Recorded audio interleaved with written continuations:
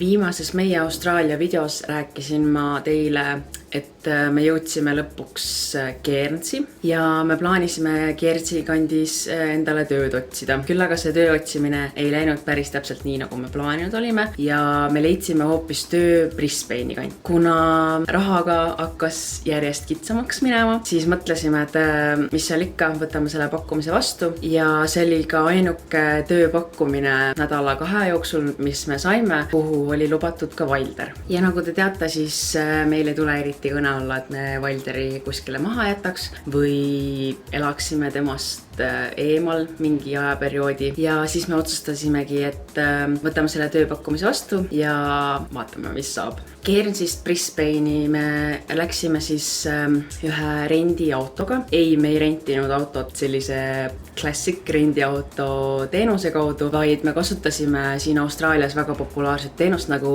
relocation service. Põhimõtteliselt siis tegu on sellise teenusega, et rendiautofirmad tahavad saada autot siis ühest linnast teise ja pakuvad nad siis välja nende autode kasutamist siis odavamalt kui nii-öelda tavarenditeenus oleks.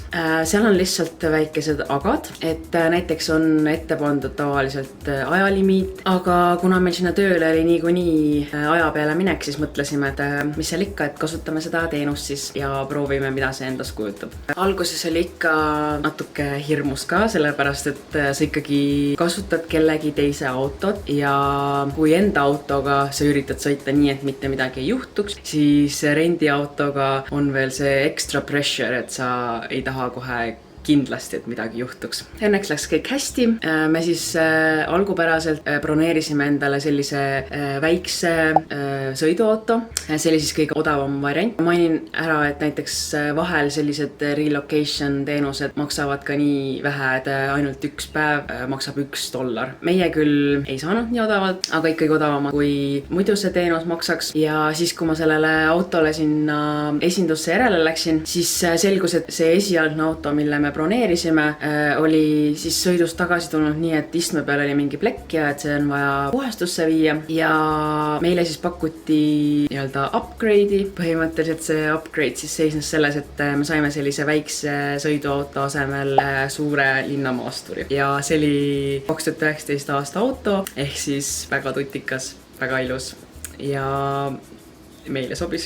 Cairnsist Brisbane'i me siis sõitsimegi 2 päevaga. Esimesel päeval tegime ühe väikse peatuse ühe waterfalli juures, aga ülejäänud marsruudi siis läbisime ilma peatusteta. Kui me Brisbane'i jõudsime, siis meil oli vaja endale päris enda auto osta, sellepärast et me tahtsime sinna farmi minna, nii et me ei peaks minema sinna bussiga, sest jah, Wilder raskendab nagu kõiki asjaolusid, aga me üritame kõik enda jaoks võimalikult mugavaks lihtsaks teha. Kuna meie olime juba harjunud selle hea lihtsa süsteemiga, mis oli Lääne-Austraalias, et igal autol enam-vähem oli olemas siis rego ja kui see rego isegi oli lähiajal lõppemas, siis seda rego sai väga lihtsalt internetis pikendada. Aga siin Queenslandis tuleb kõike teha koha peal ja üldiselt autosid müüakse siis ilma roadworthy sertifikaadita ja ilma regota. Meie jaoks see oligi natukene nagu keeruline, me küll guugeldasime, et kuidas need asjad kõik peaks käima, aga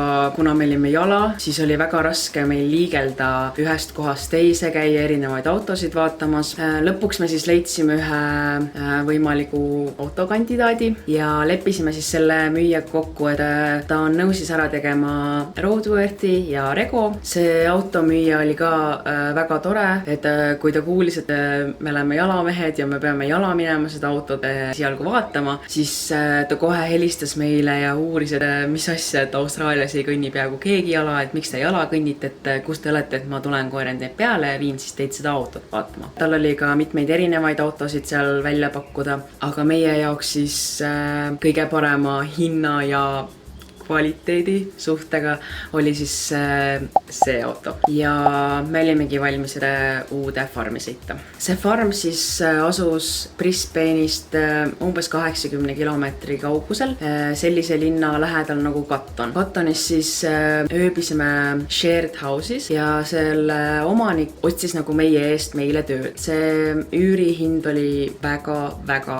krõbe. Võrdluseks teile siis, kui me näiteks Tauriga tahaks rentida näiteks Brisbane'is omale korterit, üks terve väike korter maksaks nädalas umbes $250 kuni $300. Aga seal shared house'is siis oli meil 2 peale üks suur tuba ja ülejäänud eluruume siis jagasime teiste inimestega ja me pidime selle eest nädalas maksma $400. Arvestades seda, et see maja oli väga väikses linnas ja seal ei olnud just teab mis mugavused, siis $400 nädalas selle eest maksta oli väga palju. Tol hetkel me ei saanud nagu väga valida, sest meil oli kindlasti tööd vaja ja tööd sa saidki ainult siis, kui sa elasid seal selles samas majas. See farm siis tegelikult oli sellest linnast veel omakorda mingi tunniajase sõidu kaugusel. Me Tauriga töötasime erinevates farmides, erinevates tiimides. Mina siis peamiselt lõikasin ja pakkisin sellerit ja Tauri lõikas ja pakkis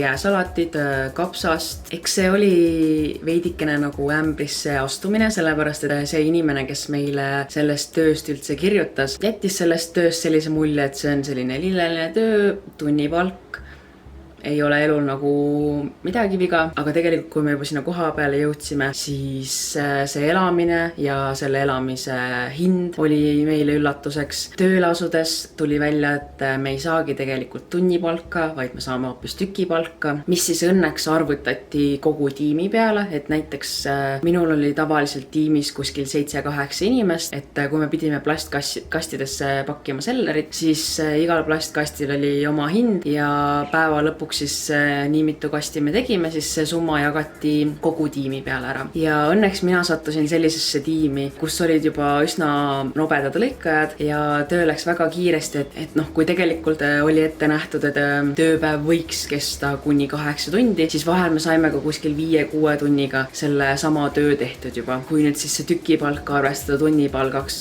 ümber, siis see oleks olnud juba enam-vähem midagi. Aga kuna see elamine võttis suurem osa sellest palgast ära, siis me ikkagi mõtlesime, et meil ei ole nagu väga mõttekas sinna kauemaks tööle jääda. Lisaks see töö oli väga raske. Mina olen üldiselt harjunud tegema sellist füüsilist tööd. Me Tauriga oleme mõlemad väga tihedad jõusaali külastajad ja teeme trenni ja ka minu eelnevad töökogemused, näiteks ma olen käinud Soomes maasikaid korjamas, ma olen teinud sellist liinitööd näiteks Põltsamaal Felixis kurke pakkides, mis on täpselt samamoodi selline üksluine, üks ja sama tegevus mitu tundi järjest, aga see oli ikkagi juba järgmine tase. Alguses öeldi, et mina pean pakkima, aga esimesel tööpäeval siis tuli välja, et ma pean hoopis sellerit lõikama ja lõikamine käis siis nii, et meil olid sellised suure teraga noad ja põhimõtteliselt sa võtsid siis selle selleri varrest nagu kinni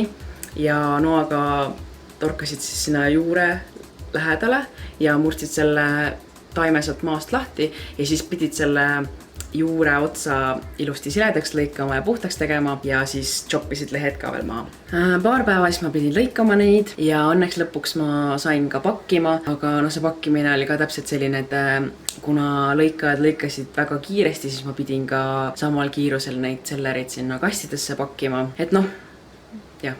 Ma ei ole üldiselt selline inimene, kes vinguks selliste asjade pärast, selles mõttes, et ma olen harjunud, et sa pead tööd tegema, sa pead vaeva nägema, et raha saada, aga jah, see oli natuke liiga palju. Lõpuks siis, kui jõudis kätte meie esimene palgapäev, see pani paika meie edasise plaani, et me ei taha sinna farmi enam kauemaks jääda. Minule tegelesin Facebooki grupis siis ühe Eesti tüdruku, kes pakkus välja, et neil on tuba rentida ja võrdluseks siis jälle selle Kattoni shared house'iga, siis siin me maksame Tauriga $210 nädal ja meil on väga toredad majakaaslased, meil on siin bassein, selle maja asukoht on väga hea ja Valder on ka siin lubatud. Siin majas elab ka üks koer, Pomeranian Stella, ja kui me alguses olime natukene skeptilised, et kas Valder ja Stella hakkavad läbi saama või mitte,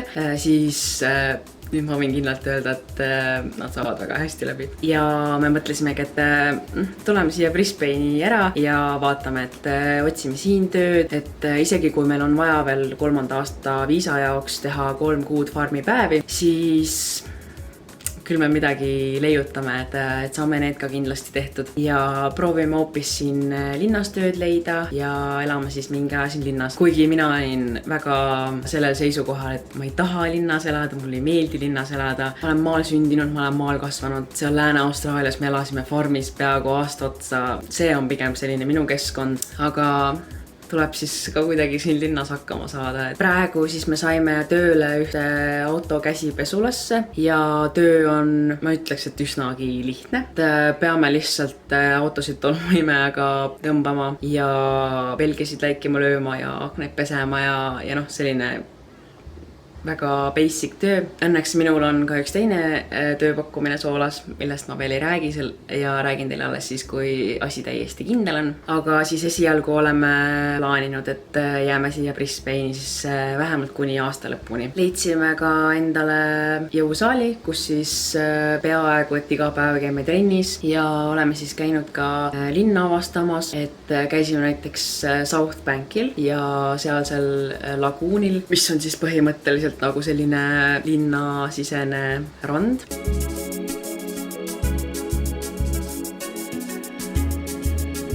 Siis me oleme käinud ka veel botaanikaias.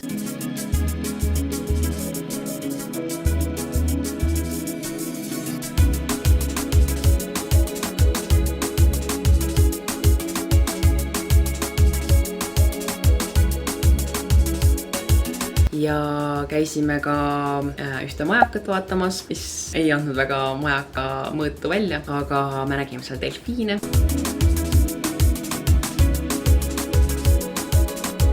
Ühel hommikul käisime siis Mount Coota Lookout'is. Ärkasime 4:45, et saaks minna sinna päikesetõuse vaatama. Ühel nädalavahetusel käisime ka Gold Coastil, mis siis on ka väga populaarne linn siin kandis. Ja käisime siis seal ühes rannas ja sõitsime siis ka waterfall'e vaatama. Aga kuna me esialgu ei plaaninud minna neid waterfall'e vaatama, siis meil oli natuke vale riietus. Et sinna peaks minema ikkagi nagu matkajalanõudega. Mina läksin sinna oma karvaste pättudega ja see rada ei olnud nende jalanõude jaoks. Kuna me plaanime siin aasta lõpuni olla, siis ma usun, et meil on siin väga palju aega, et käia ümbritsevaid kohti avastamas. See oli siis ülevaade, mis on toimunud meiega siin Austraalias. Ma loodan, et see video meeldis sulle. Ma olen seda juba enne ka öelnud, aga mulle tundub, et meie Austraalia läheb pausile number 2, sellepärast, et kuna meie elus ei juhtu siin praegu enam midagi märkimisväärset, siis ei leia ma ka, et ma peaksin igast väiksemast muutusest teile sellise update video tegema. Küll aga ma plaanin mingitel muudel teemadel videosid teha, ikkagi seda kanalit elus hoida, sest kui ma seda juba alustasin, siis ma ei hakka seda mingi peale 5 videot lõpetama. Kui sa tahad näha minu järgmisi videosid, siis kindlasti vajuta subscribe, like ja näeme järgmises videos. Bye!